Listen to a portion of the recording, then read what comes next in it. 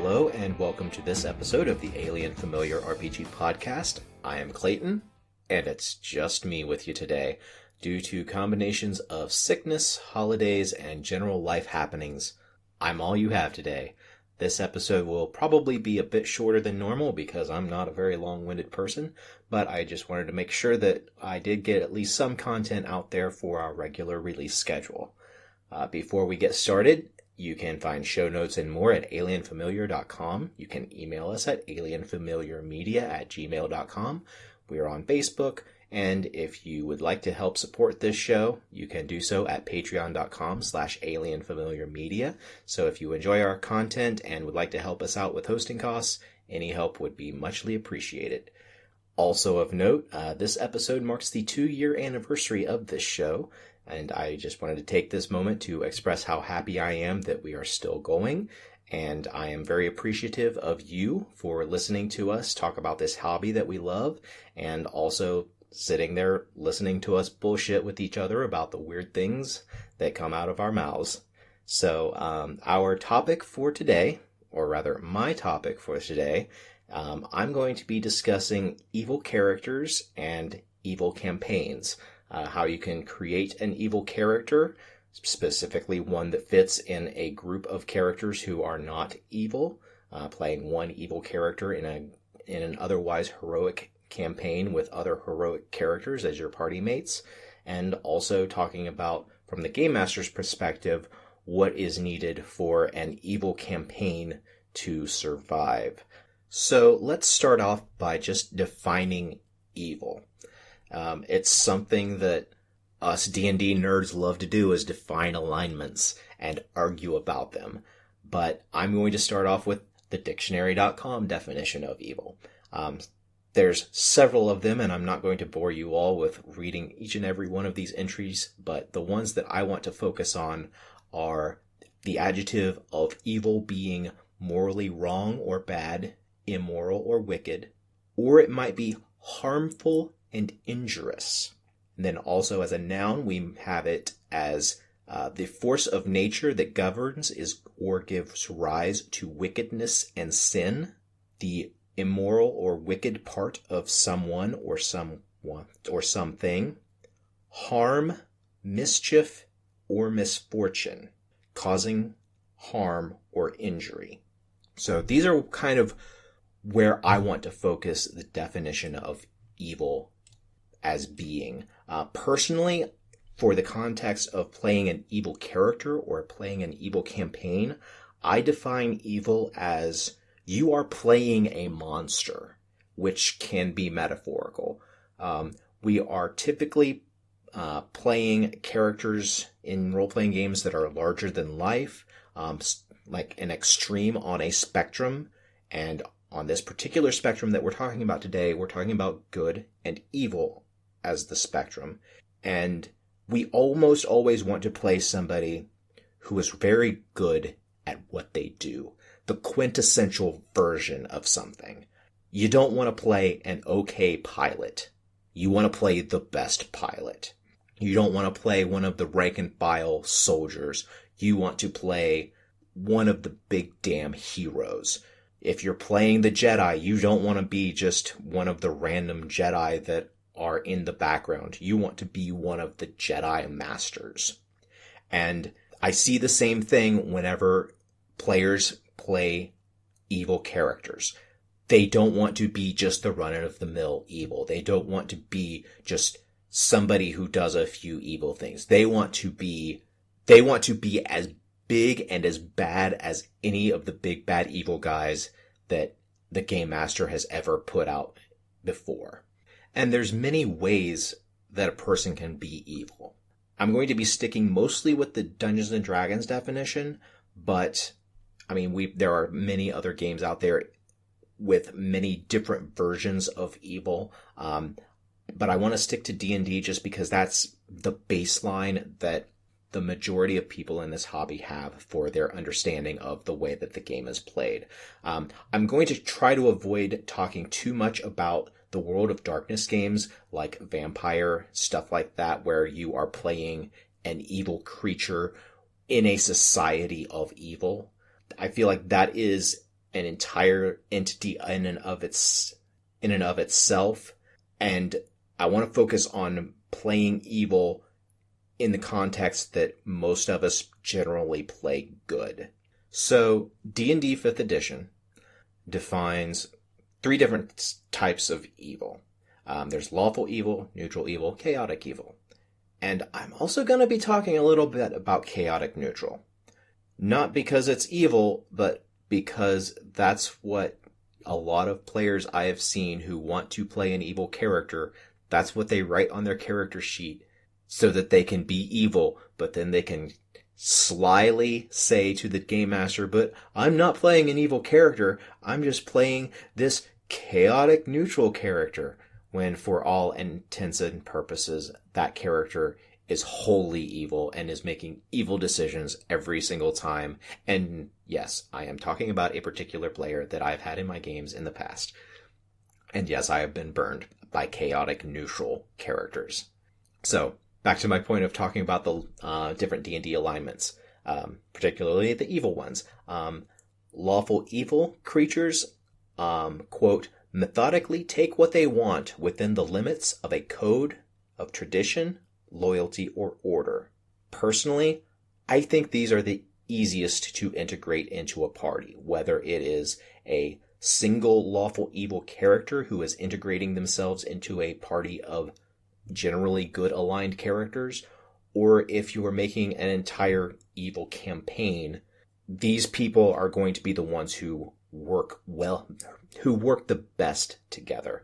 None of the evil alignments really work well with each other if you're basing all of their behaviors over what is literally just a single line in a player's handbook of what they are.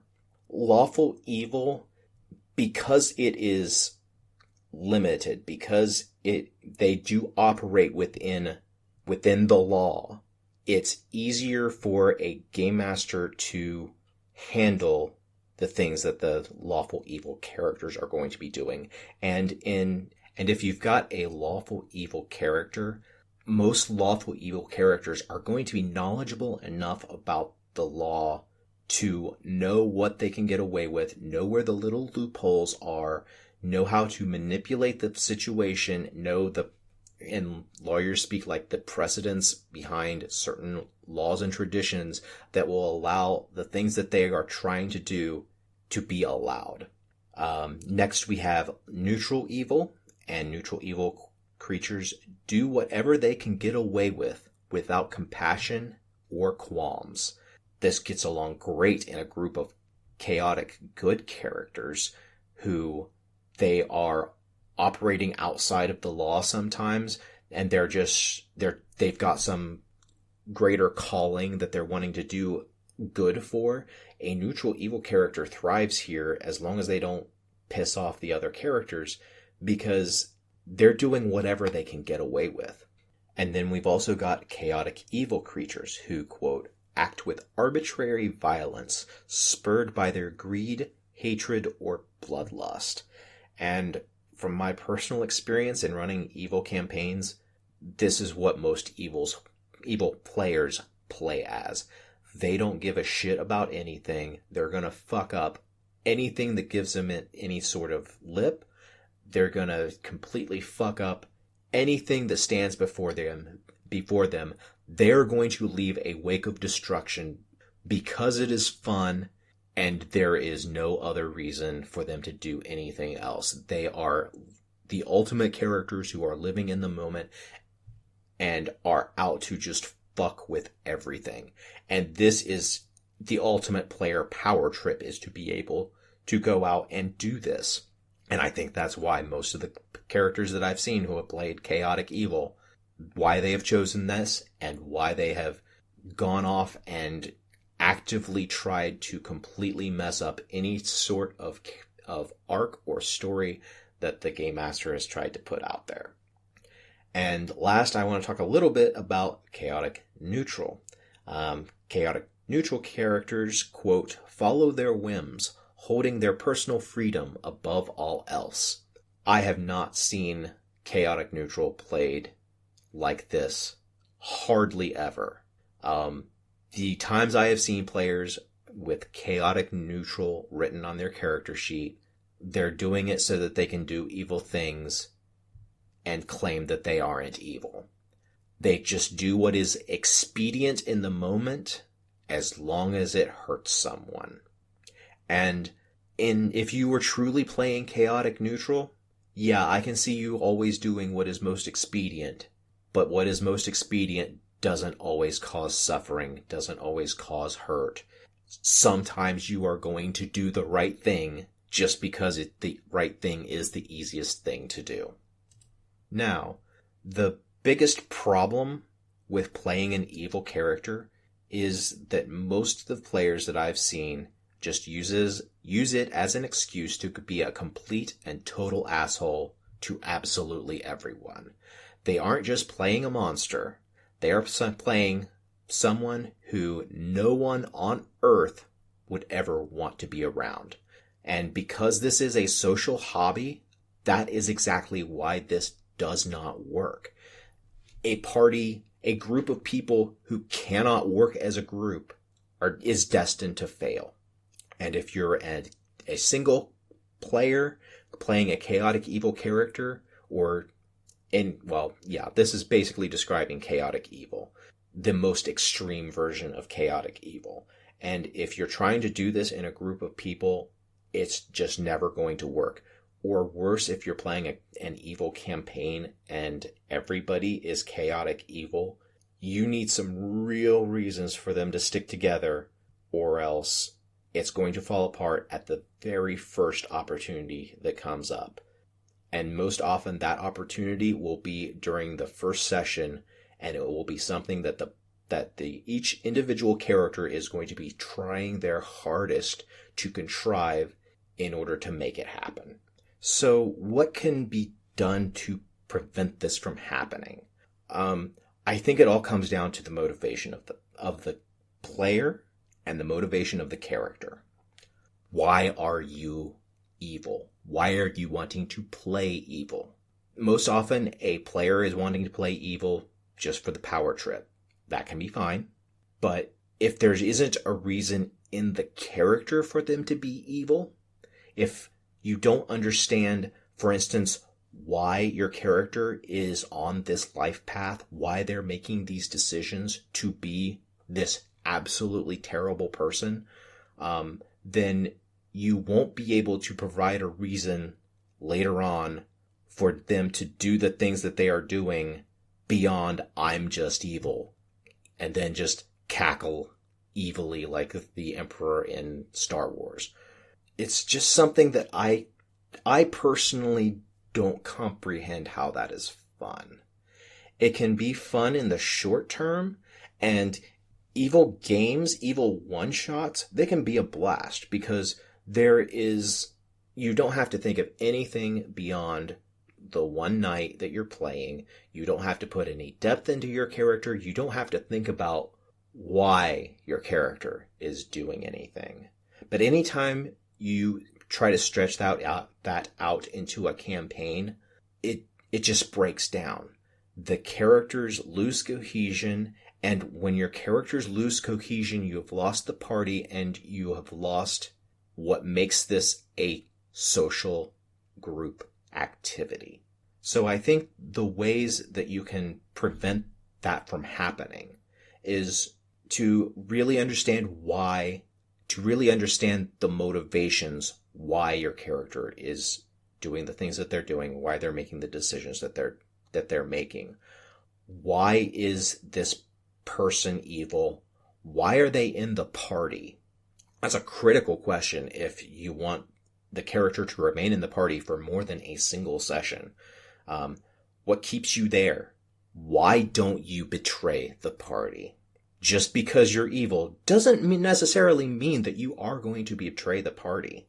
So why are you with them? Do you share some sort of a common goal with them? This can work well, but you have to make sure that the common goal isn't something that can be reached too easily or too quickly. Because if you use up that common goal, it's completed, then what's the reason for your character to stay with the player, with the other PCs? What's your reason to stay with the party? Something I've played and I love in literature and comic books and movies is somebody who is evil with the intention of trying to redeem themselves. This is something that you need to talk to the game master about before you even, well, every one of these ideas is something you need to talk to the game master about before you even start making the character, because most game masters are just going to outright reject the proposition of having an evil player or an evil character in the party to begin with. So first, make sure it's okay with the DM. But if you're playing a character who is evil, wanting to be redeemed, maybe work it out with another player, one single other player in the group, and say, okay, I want my backstory to kind of be linked to you somehow, and I want you to know that that my character has been evil and is on some part of the path of turning away from evil. I love this trope to death. It hasn't become cliche for me. I love seeing it every time that I have seen it done well. Just because it is so fun to play a character who is wrestling with, I know I can be evil. I can do this really easy, expedient, but vile thing to progress our goal. It would be so easy to torture this person in order to get them to give us the information that we need. It would be so easy to just kill all of these prisoners rather than have to lug them around and get them to the authorities.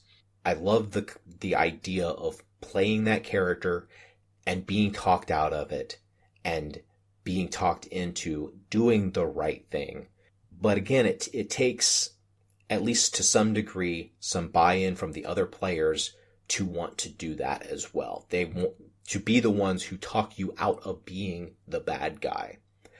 And in my personal experience, there might be one or two people in the party who would be willing to do that, but there's probably going to be another character who is kind of gonna go along with your character and say, you know what, you're right, that probably would be better.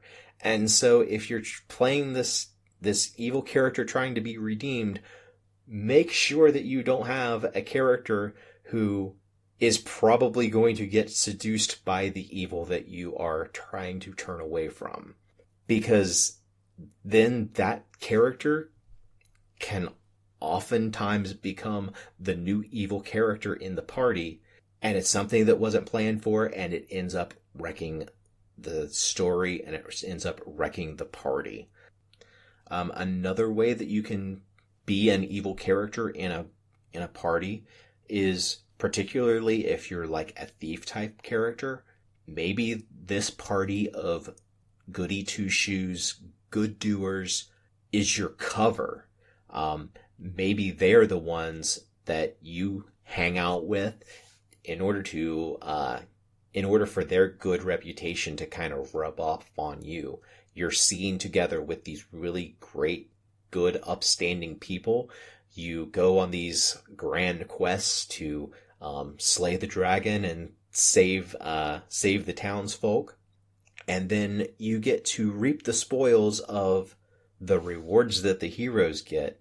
And then maybe, for instance, during this grand celebration held in the king's castle, you have access to the castle and you have the ability to go around and learn the layout of the place, so that later, after everybody else has left and after you have also obviously left, because you don't want to let everybody know that as soon as this group has a party, they're going to get robbed, you can case the joint and then come back later, rob the place blind.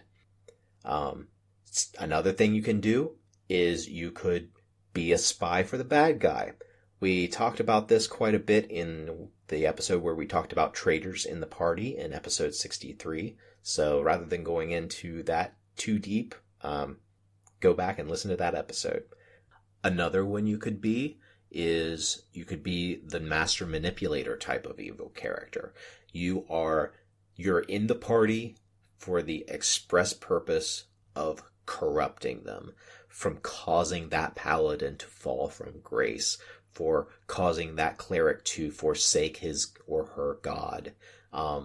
This is a concept that I have been wanting to play for years, never had the opportunity, because again, it's one of those situations where if you're going to be this evil manipulator trying to turn the party evil, it doesn't play too well if you've got another character in the party who is already so easily turned over to the dark side. You just end up fracturing the party.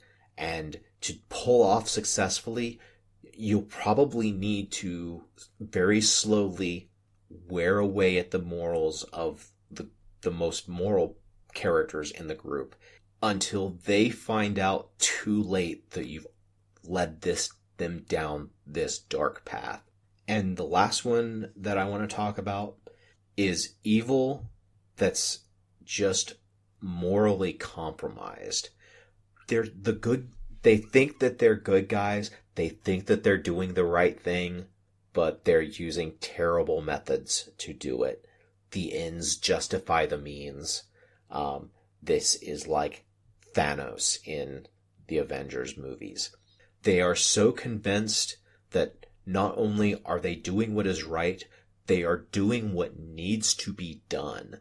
Because they have conviction on their sides, because they see what they are doing as being for the greater good, they are able to engage in much more horrific things for this end that they feel is entirely justified, and that they feel that they're going to be celebrated for having done. And this is kind of where I want to transition into running a campaign for a group of characters who are themselves evil, because that's the easiest way to do it, is just to have a group of morally compromised people.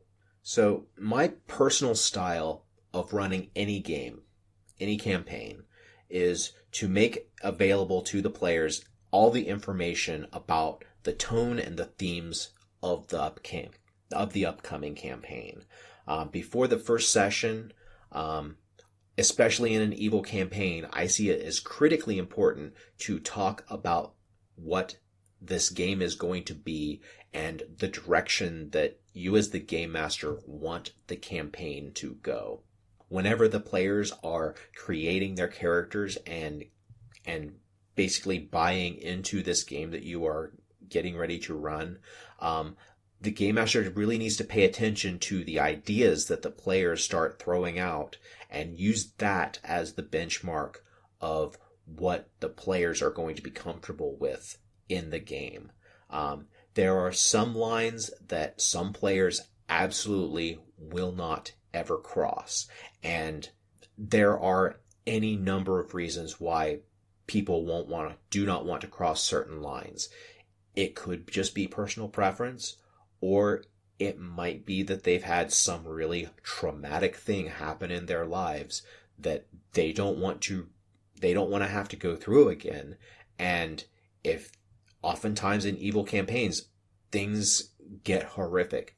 Bad things are done to people.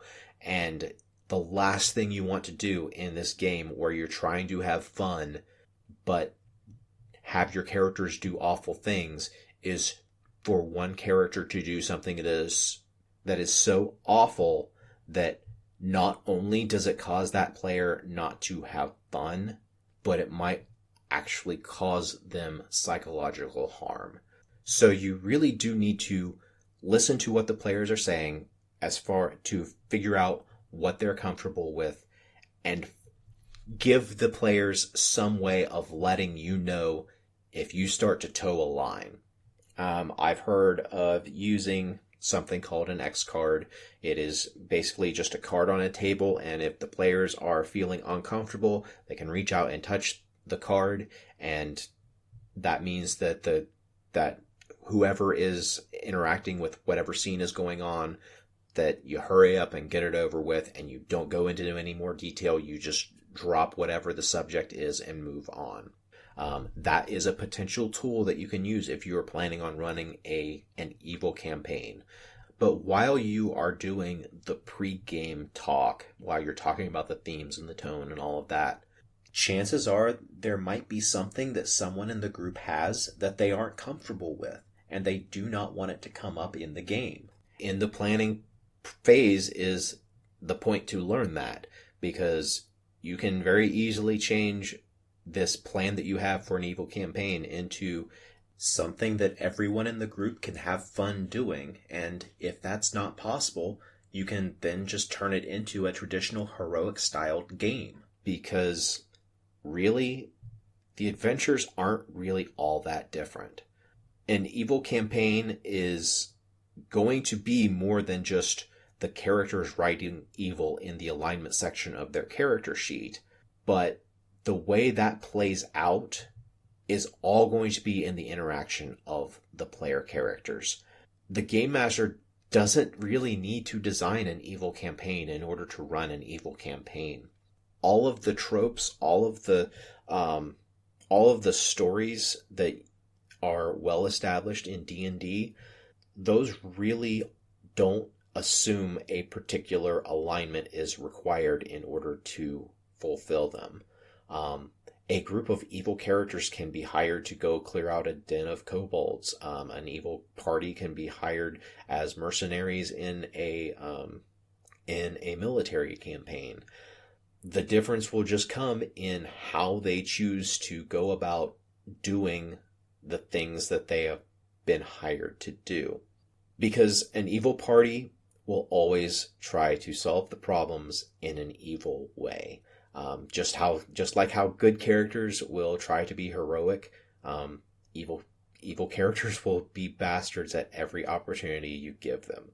So if as the game master, you know that you're going to be doing an evil campaign, the players are on board with it before the characters are completed, before the first game session where you actually play out those characters. I feel like it is absolutely imperative to find out why those characters are together. What is their motivation? Again, with an evil party, everybody needs to be on the same page with why they are there together. Usually, player characters are playing mercenaries in some form or another, not just in evil campaigns, but any game. The only difference whenever you're playing a group of evil PCs as mercenaries, you need to find out what the player characters are and are not willing to do for money. That is the distinction between good aligned mercenaries and evil aligned mercenaries. Evil aligned mercenaries will do pretty much anything.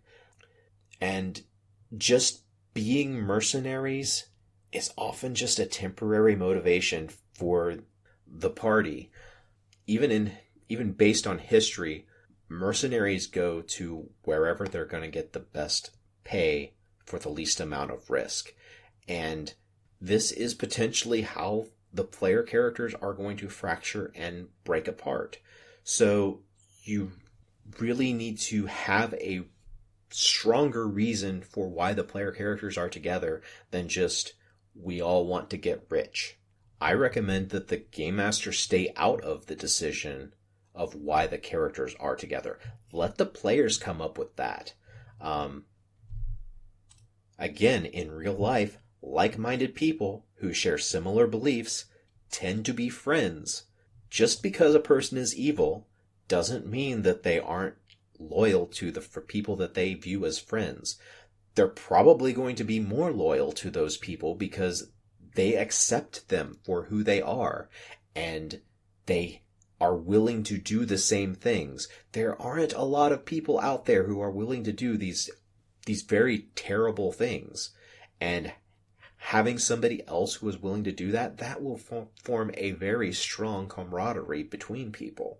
So now we've got a group who is cohesive, that are willing to stick together to accomplish something together. What is this campaign actually going to look like? I said it's the the adventures don't necessarily have to be really any different than your traditional D&D game where the players go out and do quests for reward and riches and fame. Only this time they're probably going for infamy rather than fame. What exactly does that look like? What does the game master expect from the players during the course of this campaign? Well, what you should expect is the most stereotypical murder hobo game that you've ever seen. And by murder hobo, I mean people who are vagabonds. They go around from place to place because they have no home, and everywhere they go, they just kill and rape and pillage and murder, and they burn everything to the ground. They burn every bridge that they come across, and they just move on to the next place to destroy.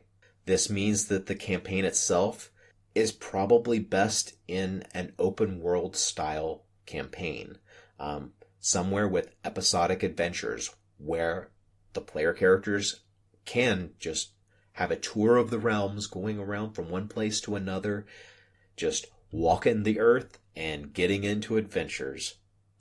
And I will warn you that if you try to impose some other will onto the player characters at some point, like there is some even more powerful evil person in the world who is going to try to manipulate them or force them into doing anything. Player characters in general chafe when forced to follow too strict of orders, and this is even more so with evil characters. Evil characters will not tolerate anyone telling them what to do. They will not take that shit. Even in a normal game, the player characters are usually some of the most arrogant people in the world. It's almost as if the player characters on some subconscious level think that everything in the world exists just for their enjoyment, because it does. So, part of the draw of playing an evil campaign is this ability to go to these extremes, to be these ultimate evil, conniving bastards, and deal with problems in the way that these people who are on a power trip would. If the shopkeeper overcharges them for an item, that shopkeeper is probably going to get killed. If a noble gives some lowborn player characters some lip about being a commoner, that noble is going to end up getting stabbed. If the guards then come to arrest the player characters because they have been indiscriminately killing townsfolk, they're going to kill the guards. And I guarantee you, as a game master, if you are going through this, you will get tired of this cycle well before the player characters get tired of it. So if you're going to be doing an evil campaign, as the game master, it's not your job to present these evil PCs with reasons to be evil. They will come up with that themselves. I also want to warn that if you as the game master try to one-up the player characters by presenting some other evil character who is going to try to overshadow the player characters, that character is going to end up dead sooner than any hero that is sent to stop them. This is an evil campaign. Let your player characters be the worst. Let them be the most evil things in the land. Have other villains talk to the player characters and be horrified by them. Or let the other villain be amazed. Have the other villains look up to them. That's what the player characters are wanting. They're wanting ultimately this power trip of being this very powerful thing that doesn't follow anyone's rules but their own, doesn't take shit from anyone, and exists purely to satisfy their own id. Then, after the player characters have burned every bridge that they've come across and led a wake of destruction in their path, then you can start throwing heroes at them who who have risen up to end their tyranny, to end their reign of evil. And then you can create this cycle where the villainous player characters are being hunted by heroes who know how bad they are, and each time they face these heroes who are rising up against them, the heroes know a little bit more about them. They know a little bit more about their tactics. The bad things that they've been doing are starting to catch up to them. The heroes who come at them are getting smarter and tougher. They're tracking the player characters' movements because, in my experience, player characters never worry about covering their tracks. And you can build up this nice little cat and mouse game where the villains are starting to learn that they've got all of these people who are out to get them, and then they have a choice to make. Do we continue being who we've been all of this time? Do we continue being this blatant and flagrant with all of these evil things that we're doing? Or do we try to go underground? Do we try to consolidate power? Do we try to hunt down these heroes before they can come and get us? It enriches the story because now the player characters, even though they're these evil badasses, they start having to do some resource management as far as choosing their targets. Are they going to continue just going out and doing all of these evil things, or are they going to start being a little bit more methodical about it? And now you've got this dynamic, evolving world in which the player characters are causing these huge sweeping changes. They are affecting the world, and the world is affecting them back. I hope that has given you something to think about as far as playing some sort of an evil character or playing in an evil campaign. I've got a couple of geek things. One of them is a PC game that is going to be coming out later this year. Paranoia. Happiness is mandatory. This is based on the role-playing game Paranoia, set in a dystopian future in which friend computer controls all aspects of life, and in the role-playing game at least, the player characters play as what are called troubleshooters who are sent out by friend computer on quests in order to solve problems. The RPG is definitely about the death of individuality, and often can be played with a comedic twist on it with very dark humor. I can't wait to see how the game comes out.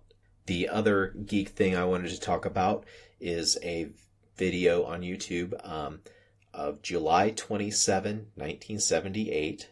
This video is by Lasagna Cat. Lasagna Cat is a YouTube series about the comic strip Garfield, and this episode in particular is absolutely amazing.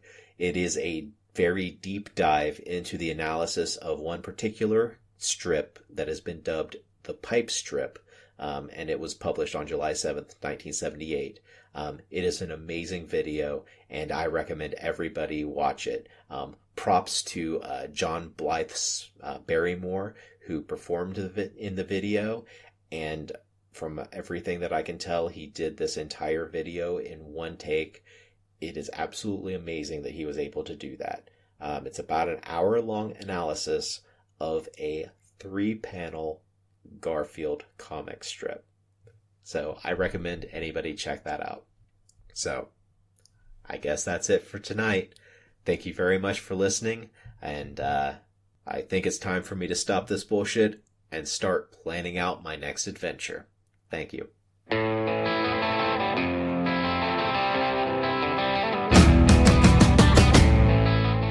This has been a production of Alien Familiar Media. You can find past episodes and more at alienfamiliar.com. You can email us at alienfamiliarmedia@gmail.com. This production is protected under a Creative Commons non-commercial attribution, no derivatives license. Music for this episode is Suburban Outlaw by Forget the Whale and can be found at freemusicarchive.org.